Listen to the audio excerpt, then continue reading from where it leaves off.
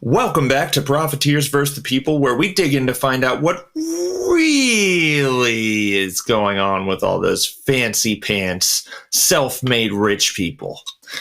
Previously on Profiteers vs. the People. The brothers' relationship drifted due to political and physical distance. Bill Froelich died. Arthur Sacklers' brothers stabbed Arthur in the back. Arthur died. Arthur then stabbed his shitty kids in the back. I know what the value of companies are, and 33% of Purdue Pharmaceutical is worth $22 million. But in all seriousness, guys, if you haven't listened to the other episodes in the series, go back and start there. That's not nearly enough. It's a bit that we enjoy doing, but it does not remotely catch you up on what's going on here. And really, purposefully, we're doing it badly. It's like last time on this series, and then we just give you bullshit because it is strikingly hard to take something that we've paraphrased as much as we already have and paraphrase it again even more. Yeah, these episodes are us paraphrasing. Like we're already giving you the short version. So we already gave you the short version. We can't give you a shorter version of this short version. Yeah, just go back, listen to the entire thing. It's a cool story. And once you're caught up, you can come join us again and see what happens next. And do it because we're proud of it. We worked really hard on this series. Come on. Just go listen to the whole thing. It's not going to make sense if you don't. Come on. Exactly. It's more stuff to listen to. You know that you're bored at work and want something to fill the air. It might as well be us, right? Please. Pretty please. But anyways, let's go back and talk about Raymond and Mortimer and their foray into the pharmaceutical realm. It is time. And it begins as it must. Yes, this is chapter 7, or like chapter 5, part 2. The Sacklers were communist at one point. Yes, so following their brother's lead, as we mentioned in the last episode, and the episode before that episode, Mortimer and Raymond chose not to sign an anti-communist pledge, and as such, the two were cast away from the Creedmoor Insane Asylum, never to return. Yeah, removed from context, this doesn't sound like too great a punishment, but they were essentially blackballed from medicine. They're done with medicine. They have doctor in their name, but that's effectively it now. Yeah, they have doctor in their name, but they are not allowed to doctor. So that's a pretty big fucking deal. So to compensate, Artie Sackler bought his kid brothers a small pharmaceutical company to occupy their time, and that was called Purdue Frederick. Yeah, it's funny. An apple a day. Like in our source, Artie sees doctors on the street selling apples, and he's like, "Oh God, no!" And that's why he like goes into business in the first place. So really, truly, an apple a day. It not only keeps the doctor away, but it keeps people away from doctoring as a profession. Yeah, like it. Oh God, please don't die on me, Red Bill. Yeah. I don't know any of the numbers to call where you are. I know, right? I don't know any of the numbers to call here. But yeah, Art's freaked out about apples and shit, as most doctors seem to be. And so he bought Purdue Frederick for $50,000, and the company had a product called Gray's Glycerin Tonic that very apparently was ingested in alcohol's stead during Prohibition, and as such had seen quite a bit of success. Yeah, dude, like I never thought about the fact that during Prohibition there was probably things like K2, but for alcohol, like there was stuff that was like loosely legal that could kind of get you drunk, and like K2 was probably way worse for you than whenever it was trying to imitate. But like Red Bill said, the company was seeking a fair amount of success by corporate standards, with about $20,000 in annual billings per year, and most likely because, again, what they were producing was a yummier alcohol alternative than, say, paint thinner. the other thing that people are trying to drink to just make the 20s a little bit better. But like keyboards don't exist yet, but I'm sure that a keyboard duster was well on the way here in this moment. Yeah, like I love how we are a little over 5 minutes into this episode, and the Sacklers are already getting people fucked up in a legal gray area. Like, let's be real. Like, the Sacklers' entire legacy is built on getting people illicitly fucked up on legal drugs. Which is just so impressively on brand. Right. And at this point in time, and for years to come, it's pharmaceuticals that are a force of nature in the lives of the Sacklers. For years, the pharmaceutical industry perpetuated itself from an innovative standpoint, and although the Sacklers, through Purdue Frederick, had competing products, they weren't really inventing much of anything. All the notable influence the Sacklers had on the industry was on marketing these drugs. Valium and Librium don't owe their existence to Arthur Sackler. They owe their popularity to Arthur Sackler. Him and all the doctors he made up to endorse them. The brothers' ownership of Purdue Frederick is an embodiment of this king-making approach, I think. They aren't innovating anything here. When the company was acquired, they had a line of products that also included a laxative called Senokit and an earwax remover, and they sought wider circulation of these products as a means of company growth. It's a matter of pushing the brand, pushing the existing product. For Arthur's 33% stake, his involvement was mostly limited to occasional intervention, making the initial investment, and marketing products for the company through McAdams. The rest of the decisions and profits were made by Ray and Morty. When the two brothers sought to expand the company, they did so via acquisition. And in the mid-60s, Purdue Frederick bought the company Physicians Products, which produced the antiseptic Betadine. And for those wondering, Betadine is a type of antiseptic that they put in the crease of your arm right before jabbing you with a needle at the doctor, or when you're giving plasma at the plasma bank. The thing that, predicates the inevitable needle poke that creates a screaming anxiety in all adults, right? Right? Yeah. Oh, yeah. Everyone else gets as scared to go to the doctor and get their blood drawn as I do, right? That's not just me. Yeah, no, totally. Your silence there really made me feel sad there, Red Bill. I'm not gonna lie. I was contemplating. There was a hesitation, like when your wife asks you if something makes her look fat. Like that hesitation really made me feel oh, shit. No, because here's what's funny is Brad Bill has a hotter, slightly younger brother, and he's like naturally good at everything. And like his Achilles heel is these needles. Like, that's it. He goes to give blood and just out like a light. I mean, he's gone. Yeah. And you know him. Yeah. It's shocking. And you can vouch. Like, he's great at everything and phenomenal looking. And also and fearless. And fearless and the nicest guy. Yeah. He's awesome. Absolutely. Yeah. That makes me feel so much better because it's needles. There was a moment where I was standing behind that brother that Rad Bill just mentioned in a New York hotel. And there was a person in that New York hotel who was acting like an unhinged New Yorker and was screaming obscenities, and the situation in the room was escalating. He was being a scary guy to a woman like who worked in the hotel. Yeah. He was being a scary, intimidating person. Mm-hmm.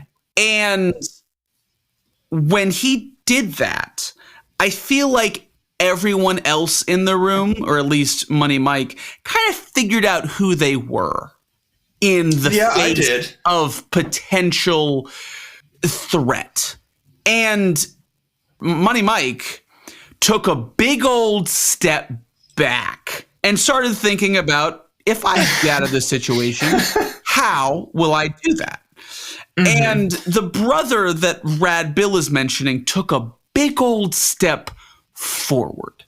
And it was in that moment that I realized that brother and I, we are different people.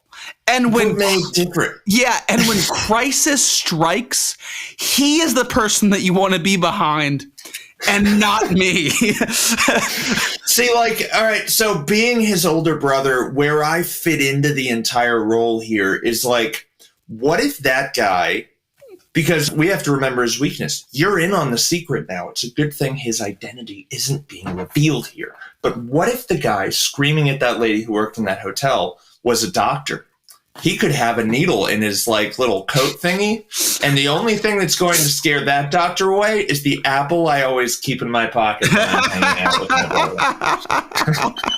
And we bring it full circle, baby. Now, honestly, that was a very, very impressive bring it full circle for a non-scripted digression that we just went on. Yeah, that was good, wasn't it? But yeah, so back to our story. Yes, betadine, the filthy looking shit that they rub in the crease of your arm, and you're like trying to keep it to friendly banter and let the nurse do her job, and you're politely like, what is that? When the nurse is applying it. And your breaths are just getting a little shallower each time. Yeah. Trying to hide it. You haven't been to the doctor in a while, and you're thinking it's some weird adhesive or something, and she's like, it's an antiseptic. That's betadine. And it's a little gross and boring, and I feel like that's the whole thing with Purdue Frederick at this point. Yes. It's a boring company in this sense. And frankly, it's also a boring company in the sense that it's a company that sells reliable products that people need from time to time and maintains a decent profit margin. There's another name for that. How much airtime can we waste trying to figure that out? Yeah. And their whole shtick has made these Sackler brothers an absolute fucking fortune. By any standard at this point, Raymond and Morty are filthy fucking rich. Filthy rich. And at this point, mind you, they were rich anyways from all the other stuff. Raymond Sackler, around this time, went ahead and purchased the most expensive house in Greenwich, Connecticut, which, a notoriously cheap place to live. And that's right around the time that Purdue Frederick moved to Norwalk. But on its own, this is one of those boring companies that makes a few people surprisingly rich. Not hilariously rich, but tens of millions of dollars in the 60s, 70s is not a stretch type thing. Modest invention rich, basically. Like maybe you have a claim to fame, but for most bystanders, it rings as more of a fun fact. Like, oh, our company revolutionized the pacifier nipple type thing. Which I'm sure some company did, and I'll never meet them because they're filthy rich. Fucking rich.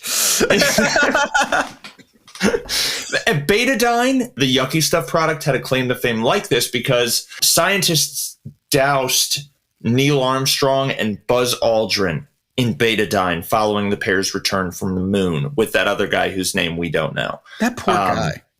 That poor dude. Chapter 8. In Boring's defense.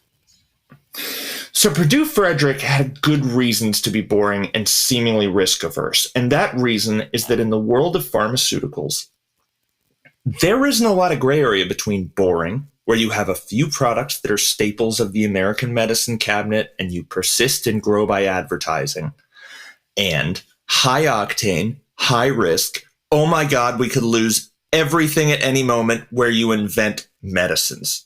The dichotomy here is due in large part to patent law, a fun and good thing beyond reproach, without a doubt, and its role in America's medical system, which we all know is also fun and good. Absolutely. We have a listener who encouraged us to look into Mattel's role in wrongful death years ago in relation to a patent being pursued by Mattel. And if you're listening, person who sent that in, we haven't forgotten about you. We will do that eventually. But anyway, back to the story. Yeah, there's a lot to patent law, obviously. The person who gave us that tip digs into patent law exclusively. I think it's like that's one of his big things is just researching patent law because there's so much to it. And there's so much to these old patents. But for the sake of pacing, we're just going to address how it figures into the pharmaceutical equation. So, basically, getting a patent means you have to reveal all the fancy secrets about your drug on a public website and leave them on there for years. Crucially, as soon as you get FDA approval, you want to take this thing to market, meaning the patent part has to begin long before you get permission from the FDA to even sell the drug. And this means that you have to pay rent You have to pay people on the R&D side. You have to pay lawyers long before you even have a notion of any commercial success. And between these steps, development, patenting, and FDA approval, most drugs do not make it. Yeah, I mean, to Radbill's point, entire companies rise and fall in this process. Like, they'll have an idea and they'll say, hey, I like our idea, let's do our idea. And then the FDA will take a little bit too long to approve their patent, and then the company just disappears. For so many, it's a game of attrition. Yeah. Time just kills the thing. Yep. This poses formidable problems to the pharmaceutical industry, which kind of must exist in some form. The guardrails present here, many of which were necessitated by people like Arthur Sackler and Arthur's venture with Henry Welch, see episode 1 of this series. And these laws are here to prevent these companies like Arthur's and companies like Pfizer, who got roped into that scandal, from physically harming consumers. That's necessary. And I don't think there's a single area in our entire economy where those protections are more important than they are right here.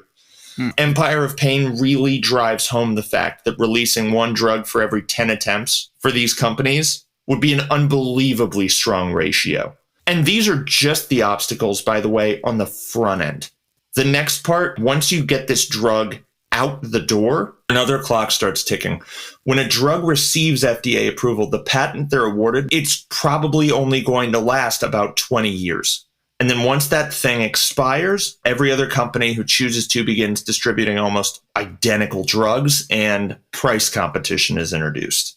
Yeah, we talked about this a little bit in our last episode. Folks in this business call this drop in revenue the patent cliff. It's the massive obstacle that everybody wants to contend with, because it means that they had a drug that they invented actually get approved and actually go to market. So it's a massive potential drop in revenue, but it's a sign that everything before that went pretty well. Yep, and that's an excellent segue. Like with everything we've just said, after these inventing companies break even, if they ever do, the reward is pretty enormous. And this is where patent law becomes everyone else's problem. When your exciting new drug makes it to market, you effectively have a 20-year monopoly on this product. Thus, you price it however you want, and you sell the living shit out of it for those 20 years before putting it on the back burner and hopefully tending to another product that launched before the patent for this one expired. Now, although the winnings can be huge from this type of venture, most mid-sized pharmaceutical companies just cannot afford the risk and the buy-in that these ventures demand, and Purdue Frederick would have fit quite nicely into this very camp. But 14 years into the management of the company, it's like 1966, Raymond and Mortimer purchased an English pharmaceutical company called Knapp Laboratories. Knapp was a wise purchase for the company for two reasons. The first was that Knapp also had a decent licensing business, meaning, again, they're putting their name on a product that already has some market competition, and they're promoting the brand to up sales, everything else. The second reason was that the company was capable of developing new drugs, which gave the betadine manufacturer access to the high-risk jackpot pursuits we've been discussing in this chapter. Now, because he was based in London, it was natural for Mortimer to oversee the company, and he was a huge advocate for consistent and sizable investment into this venture.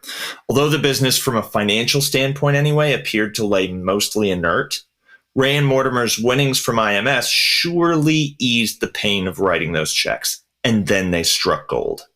The need was identified in the field, as is so often the case. Cicely Saunders was a well-respected physician who built her entire career on helping those close to death depart comfortably. Cool thing for a doctor to get into, sincerely. She ran the St. Charles Hospice in London and sent an associate to Knapp Laboratories to encourage them to invent some sort of morphine pill. Chapter 9. The morphine pill. Okay. It's 1980, and up to this point, if you had the good fortune to live a long life or the misfortune of developing cancer, your final days would be spent in a hospital bed. In many cases, taking your final breath as you stared out of a window at a cold brick wall. Absent contagious disease, you could go as you please, but usually you stuck around for the morphine, which would be administered via IV drip. That part can't leave with you. When the choice is proximity to family and a nice view with I'm about to die pain, and pain relief where your last moments are spent in the company of buzzing fluorescent bulbs. Apparently, and I have no experience with any pain like this, fortunately, but apparently the pain is so great that most just get comfortable settling for the latter and bringing good reading material.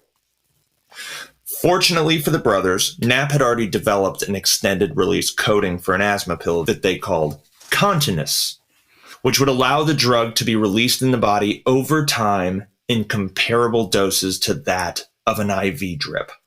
They incorporated morphine into this same system and called the new drug, which was first released in England, MS-Contin. Which, let's take a moment here and appreciate how beneficial that was. Like Rad Bill said, if you were dying, which everyone does, and you were in any sort of pain that required treatment of that pain, that meant that you died in a hospital. And that sucks. Yep. And they basically said, hey, we found this extended release coating, so let's try to put that morphine drip in a coating so when you ingest it, it hits the body all the same. And suddenly people who were in pain could go home and die in the comfort of their homes surrounded by family as opposed to a terrible hospital room. So that is a good thing for everybody. This idea is good for now. Truly. And separate from Arthur's contribution to their fortune, this to me means that in this moment, their fortune is more ethically earned than even Arthur's is. Oh, by at this point, a fortune from MS-Contin is a well-deserved fortune. For now. Yes. For now. Suddenly, sick and dying English folk could fuck off and die wherever their heart desired, which must have been liberating as hell. Dying wasn't the main thing anymore. Think about the occasion that dying was when you had to be on a morphine drip. You have to choose when it's going to start, and it could be days. The weeks. It's okay, months. well, let's go to the hospital. Maybe this is my last time driving here. Now, you can just go out to eat and just die over your fish and chips. Out of sheer coincidence. You can fuck off. And you can just fuck around and die in baggage claim. I just realized how similar the process of dying was to packing a bag for a pregnant woman to give birth. Pack your bag. We don't know how long we'll be at the hospital. Make sure you have all the shit you need. Uncle Jimmy could fucking make it for a couple days before he decides to kick the bucket. What a morbid but very common situation that must have been. Oh, to drive home how good a connection you just made. It is something that everyone will experience at some point unless they are not married at the time of death or unless they're the last one to depart. Yeah. Someone's packing a bag for the hospital. Yeah. And they're like, should I wear my green shirt or my blue shirt? I don't know. What's going to work? Oh, sweetie, take them both. You'll probably get a chance to wear each one. Hopefully. Wow, that's dark as shit. Yeah. Anyway, back to our story about cancer drugs. Yeah. You could fuck around and die in traffic blocking a lorry or on the loo. The dignity of doing so seemingly just realized in the last 10 years. People were dying wherever they chose, and it was magnificent. Forget about getting a call from the hospital. The body of your cancer-ridden aunt is now yours to find. She's in the house right now. You got to shake her to see if she wakes up or throw a shoe at her. Oh, my God. That is the other side of that.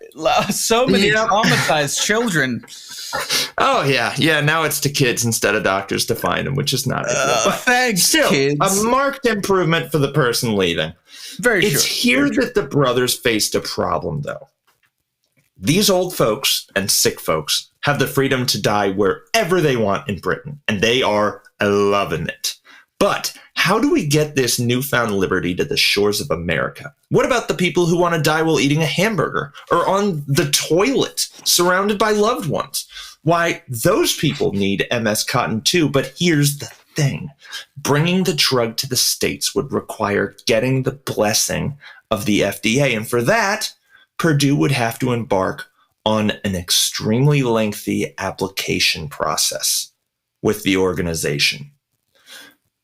This plan would be disruptive to their long-term goal. So with the help of their lawyer, who the book goes into great length describing as kind of disheveled and dopey, they devised a new plan. Despite the fact that we've been marketing this drug as revolutionary, let's just pretend like it's still morphine. So that's what they did. They began manufacturing MS Cotton in New Jersey without any approval from anybody, and then kicked off an aggressive sales campaign with a massive drug launch meeting. We'll be covering another one of these in the next episode, just so you know. It's effectively just a big fancy party for pharmaceutical executives and salespeople. Before the FDA could even notice, the drug was going gangbusters. The FDA summoned Purdue to Washington, where Howard Udell, the dopey, disheveled lawyer I just described, explained that it was just a misunderstanding and that the drug, it's really just morphine and a new transportation mechanism. Come on, it's like eating dip with a cracker instead of a potato chip. So this is unconscionable behavior. Yeah, it's fucked up. Yeah, but it's one of the reasons that the Sacklers are able to get away with doing everything they get away with doing. Arthur Sackler is surrounded by sycophants through his donating and through his advertising. But the younger Sacklers surround themselves with sycophants with a great deal of intention. Basically, the more loyal you are to the Sacklers at Purdue Frederick, the more prosperous your career there will be. In comic book terms, they just got really fucking good at creating henchmen. Yeah. And Howard Udell is the henchmaniest henchman ever fucking created. He is Kronk the lawyer. Yes, he is Kronk the fucking lawyer, but less. Not as hot or likable. Less, yeah. Kronk was frustratingly hot. And he was total himbo status. Also, every now and again. Kronk also had a moral compass. I think Howard Udell is also just a bad guy. He's gone in and killed that little voice in his head. Yeah, it's gone at this point. I mean, maybe he covered it up with a lot of money, but he's a henchman, kind of cronky, but also not as hot and not as, redeeming, I think. Yeah, you cover a gaping wound with money and eventually the blood's going to seep through all of it. But Howard Udell pulls another kind of unbelievable card here with the FDA saying, people are already depending on the drug for treatment. Do you really want to leave them high and dry like this? Oh, Howard. Oh, Howard. I'm thinking about Kronk now, and it's making me want to cut you a break. The FDA smartly rebuffed this point. So in response, Purdue Frederick went to the Reagan administration, who told the FDA to stand down. So they win. What a bleak moment for our country. You mean to tell me that Ronald Reagan did something bad for the United States of America? I won't believe it. I refuse to think it's bad. In fact, I am going to make myself think it's good. In no time, the drug is doing $170 million per year for Purdue Frederick, atop the profits that had purchased Mortimer a castle and Raymond the most expensive house in Greenwich. So the effort was well worth the work. But this was 1984. And in 3 short years, Arthur would assume a fake name and die. Now, Raymond and Mortimer's shithead kids, Richard from Raymond and Kathy from Mortimer, were already at each other's throats enough, and they took after their parents on this front. After Arthur was screwed out of IMS, the pharma data gathering platform, years before, the two brothers, Raymond and Mortimer, soured on each other. They had no common enemy anymore. And at one point, it got so bad that they resorted to a schoolyard fight in a board meeting. Which is something that makes you wish they had fucking camera phones back then. Because you know that this was the most athletically embarrassing physical altercation to ever exist.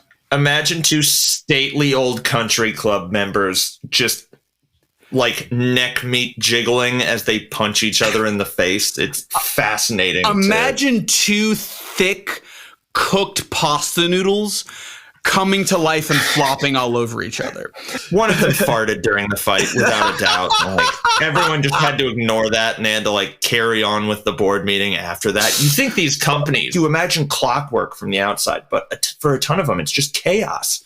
Incorporating Arthur's ill-informed kids into this mix would mean a whole new layer of chaos. So the goal became clear. Seek a substantial raise by procuring Arthur's shares and keep Arthur's shithead kids out of the already chaotic boardroom.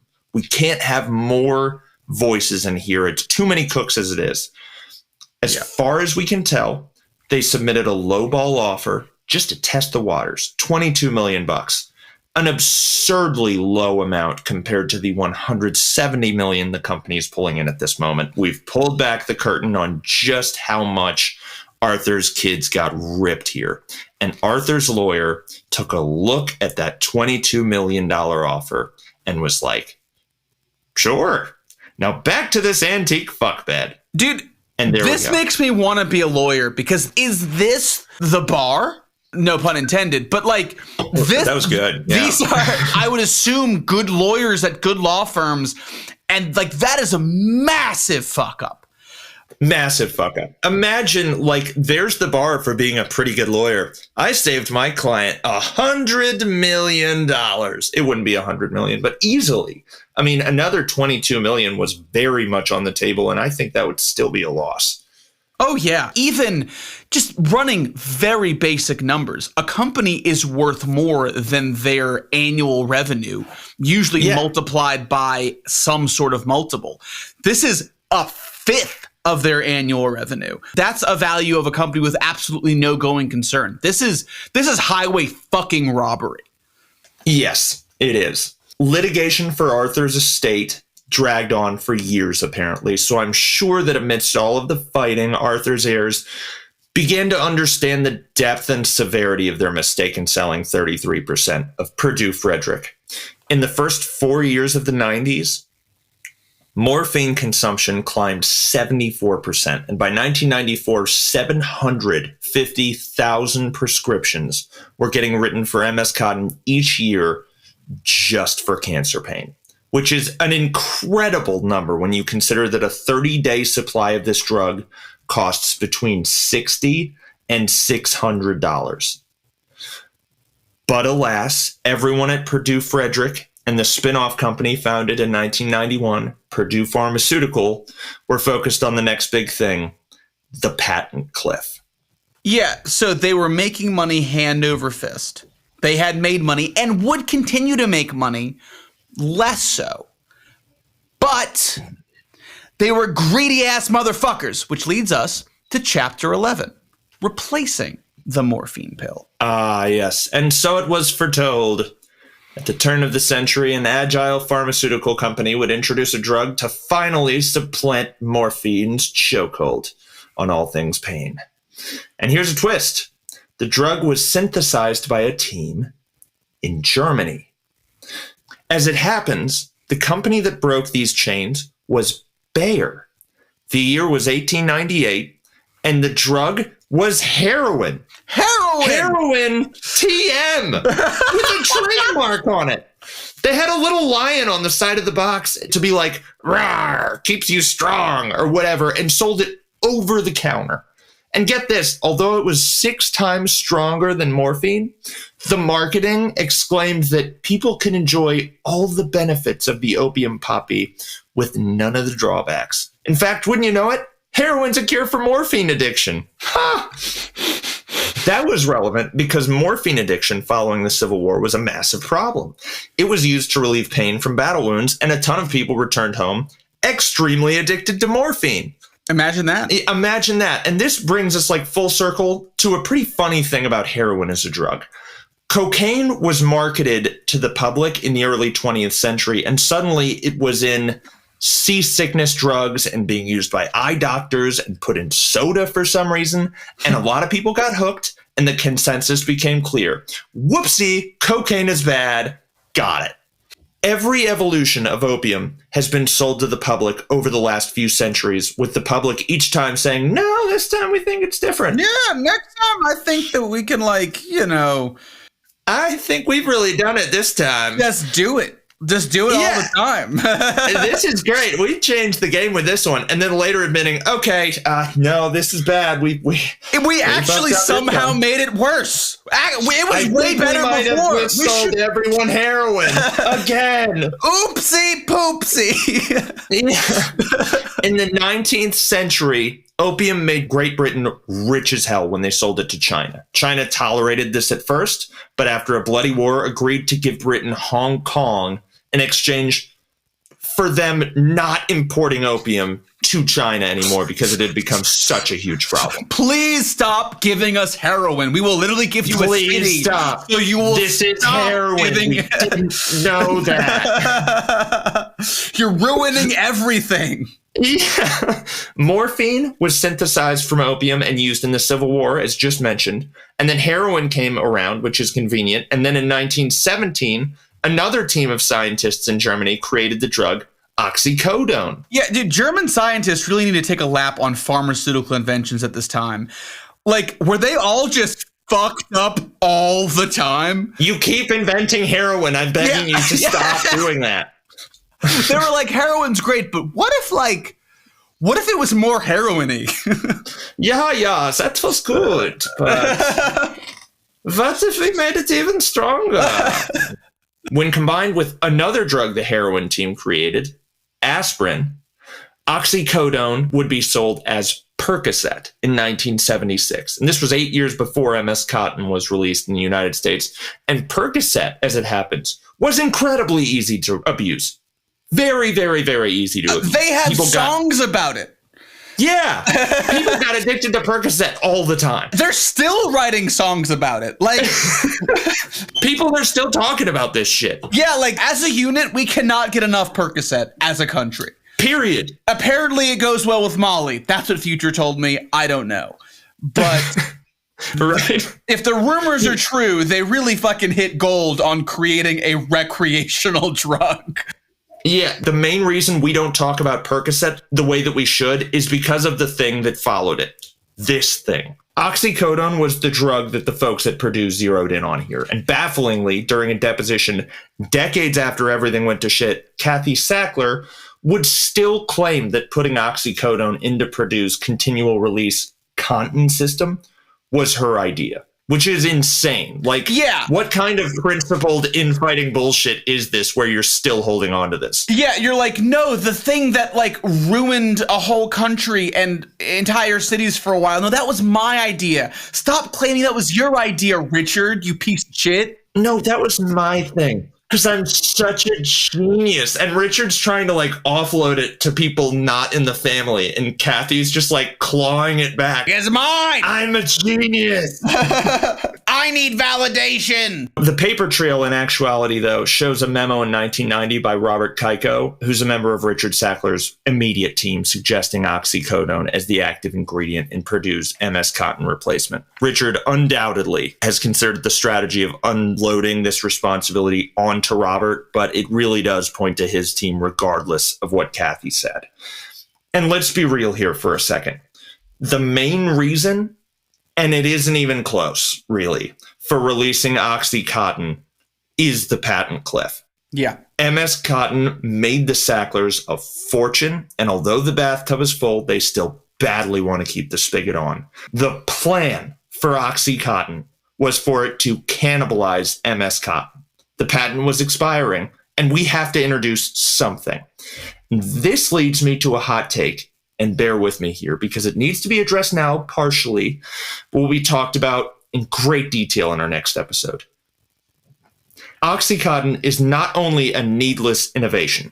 That would put it in league with Apple spending all that money getting rid of the button on the iPhone. Okay, thanks. I guess the button that I kind of liked is embarrassing now around my friends.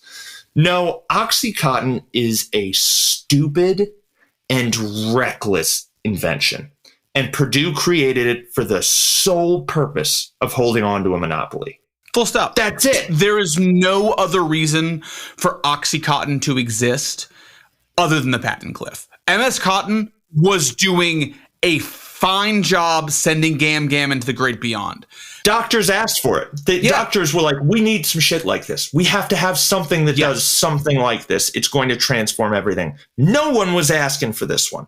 No, absolutely not. No one was complaining about anything with MS Cotton. There was nothing wrong with its administration. And perceptively, there really wasn't anything wrong with its composition. No. And this is important to note. Not only did they create a drug that never needed to exist, they also created a stronger variant of a drug that was already working, which therefore makes it more dangerous. It's like taking C4 out of C4 and putting in plutonium. Yeah. To do the same job. What are we doing? Yeah. What are we doing, guys? What are we fucking doing? Being greedy fucking assholes. The cotton system worked on the asthma stuff it was originally made for because no one wants a mammoth hit of their asthma medication. No one's trying to break into that. No one, yeah. It worked for MS Cotton because if people with terminal cancer are having a killer time abusing their medication, I legitimately think that is fun and good. Yeah. Rock on, Grandma. Yeah, dude. Ride the dragon to the great beyond. Let's do this. Which is why the FDA's legislation was kind of light. They were like, the people who are taking this drug, if they get super fucking addicted, it won't be for long. So have fun. Enjoy it. We're not going to get in the way of that. Everyone likes that. Grandma deserves it. She lived through the Depression, for God's sakes. Let her relax. She hasn't had the loving touch of her husband in 15 years. She needs the warm embrace of some good old H. Yeah, she ate that sunflower out in her garden, but look at how happy she looks. Yeah, she's drooling a little bit, but whatever. That's morphine. That's morphine. Great use for morphine. Oxycodone is super morphine, and the cotton system is the glass front door that keeps the wind out and lets the light in that will separate every person the Sacklers get addicted to this drug from an orgasmic hit of this drug. Oh, yeah. Reckless and stupid. This is why we do this show, to emphasize how dumb these people can be. Richard Sackler is a moron. This is stupid behavior. He was already superbly wealthy and was just trying to keep the money flowing for daddy. No amount of money can justify being cast out of society. None of this was calculated. Oh my God. Yeah, the cast of this show would have been rich forever. Yeah. They had a company that was churning out products that people needed in addition to MS Cotton. They could have put all of their money in a trust, invested it smartly, and been some superbly wealthy person in the Hamptons that you kind of wondered what they did. That's it. But because of their succession cast levels of main character syndrome and inability to calculate risk, surrounded by a secondary cast of sycophants that did nothing but tell them how good their ideas were, they blew up like the fucking world, dude. They made it so bad. This didn't have to happen. They ruined everything. The distant second reason that the Sacklers honed in on oxycodone was this. No one was as familiar with oxycodone as they were with morphine. Which is a huge deal. Richard had this whole thing about a drug's personality, and they go into it in this book, and it sounds like he's in a surfing documentary talking about a wave here. But really what he's talking about is the public and medical community's perception of a drug. Morphine is morphine. Yep. And unsurprisingly, people commonly associated with getting addicted to morphine. Yep. Doctors, as it happens, have a tendency to do the same thing. It's morphine. If you're giving it to people who are close to death, who gives a shit about them getting addicted to the stuff? Who can blame them? It fucking rules. But for non-fatal ailments, it's morphine. The name sounds foreboding enough, but the other name that comes to people's minds when talking about morphine is somehow worse, which is heroin. Which is fucking heroin. The scariest name for any drug that has ever existed, ever. Yeah. The fact that heroin is a TM name and not a street name still gets me. I haven't gotten over that yet. Like it sounds like something that a fucking drug dealer came up with to be like, oh, you don't want to fuck with this shit. It's heroin. Dude, right? Hey, if you're really trying to destroy your entire life, I have this wicked, spindly sounding drug called heroin. So despite the fact that this drug is twice as strong as morphine, what the Sacklers and their marketing team determined when they talk about the drug's personality is this: oxycodone doesn't share this reputation with morphine. And that's great for us. Yeah, oxycodone sounds like medicine. If we do this right, we can market OxyContin for any type of chronic pain, period. For Richard Sackler, who's leading the show at this point, this is kind of the whole idea. Oh, yeah. I don't think it's a sweeping exaggeration to say that, for the most part, MS Cotton was a Mortimer and Ray thing. But OxyContin was mostly Richard. Richard might have been the poster child for the drug launch of MS Cotton, but OxyContin was the thing to help the company move away from morphine and dodge generic competition. This was all Richard. From an executive leadership standpoint, this is son trying to live up to dad in like it is the worst, most twisted way possible. Truly. So while Purdue Frederick releases an exciting new cream for genital warts and hits $400 million in annual sales, Richard and his team get to work on getting OxyContin, now submitted to the FDA, through all of the anticipated hurdles of winning approval. Both the drug's composition and marketing material would have to be approved by the agency. Now, at one point, it was easier, but getting approval to mass market a drug has never been a walk in the park. And at the time of OxyContin's submission to the agency, the process was known to take years. Part of this, of course, was the result of Henry Welch and Arthur Sackler's role in the Kefauver hearing from decades past. So how, then, did Purdue Pharmaceutical get approval to market OxyContin, a product twice as strong as morphine, in just 11 months? Chapter 12, getting OxyContin approved for release in less than 12 months. Purdue's legacy product, I think, set the stage really well for approval here. MS Cotton treats cancer pain, and although they want this new thing to treat a lot more, they submitted it for approval with the expectation that it would be approved for treatment of cancer pain like MS Cotton. Although this is a more narrow scope for use, which feels counterintuitive, in this arena, the FDA isn't going to fret as much about addictive qualities, and frankly, they didn't. An inquiry was made to Purdue about the addictive qualities of OxyContin, and rather than doing tests or research, they just assured the FDA that the cotton coating, which is effectively like another child lock on the oxycodone within, for the child lock on the orange bottle that holds all of the pills. That's it. It's going to keep out dogs and babies. And maybe not them. If they can chew, not them. If the baby has one tooth in, then the system is thwarted. Yeah. They assured the FDA that this cotton coating would eliminate any risks of addiction. And the whole principle of addiction, you see, is premised on the idea of peaks and troughs, meaning sick high, then withdraws.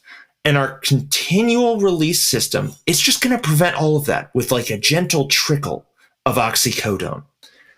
This got them past the addiction question. Like skated past it. They're like, oh, well, all right. All right. Well, guys, I say we move forward. Bear in mind, I and probably most others don't care if my grandma who's close to death goes out badly addicted to an opioid, as I've mentioned again and again and again. Once this drug is approved for grandma, doctors can prescribe it for whatever they want to prescribe it for. It can go for anything. Now, what else might you prescribe it for? Well, doc, for that, I suggest you take a look at the package insert. And let me tell you, the Purdue package insert was pretty much just a sales brochure. Yeah, okay. So the package insert being used as a sales tool is ass backwards as fuck. What the package insert does is it essentially instructs doctors on how exactly they should be prescribing certain medications. As such, pharmaceutical companies historically had given great care to the wording of the package insert. If there's something that this drug treats, we want it to be on the package insert, and we want roundabout instructions on how the drug should be prescribed and why, for liability reasons. Nonetheless, this is Purdue's trick for expanding beyond what the FDA approved the drug for. Get it approved for cancer. Get the FDA saying, guess what, guys? This drug, it's good for cancer.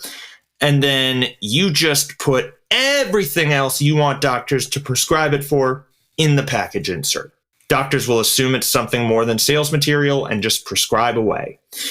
This strategy starts to look kind of dumb when you consider the fact that for this exact reason, the package insert also has to be submitted to the FDA.